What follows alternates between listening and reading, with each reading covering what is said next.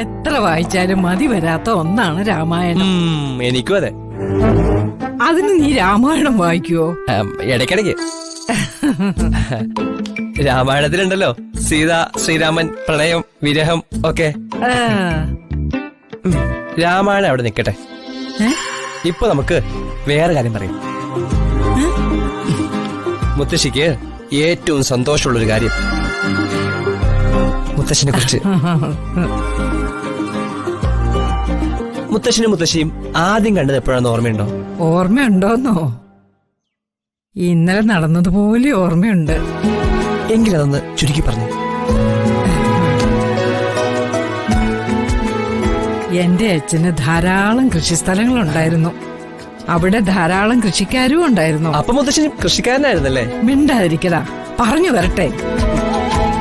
വൈകുന്നേരം കൃഷിക്കാർക്ക് ശമ്പളം കൊടുക്കാൻ നേരമാകുമ്പോ ഞാനും കൂടെ പോവും. നല്ല ഭംഗിയുള്ള സ്ഥലങ്ങളാ. അതെ, ഈ പ്രകൃതി രമണീയതയൊക്കെ വിട്ടിട്ട് ലവ് സ്റ്റോറിയിലേക്ക് വാ. എടാ, അതിലേക്കാടാ പറഞ്ഞു വരുന്നത്. എന്നെ എവിടെയൊക്കെയോ വെച്ച് അദ്ദേഹം കണ്ടിട്ടുണ്ടാവും. അദ്ദേഹം എന്ന് പറഞ്ഞ ഈ മുത്തശ്ശൻ? ആ, അന്നൊരു ദിവസം എന്നോട് വന്നു മിണ്ടി.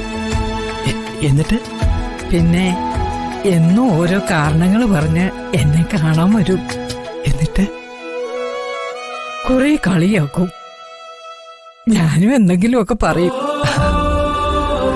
അന്നൊരു ദിവസം എന്നോട് പറഞ്ഞു, ഭാനുമതി, പ്രിയതമേ, എനിക്ക് നീ മതിയെന്ന്. സത്യം പറഞ്ഞ എനിക്കും ഇഷ്ടമുണ്ടായിരുന്നു. ഇങ്ങോട്ട് പറയട്ടെ എന്ന് കരുതി ഞാൻ വെയിറ്റിട്ട് നിന്നതാ.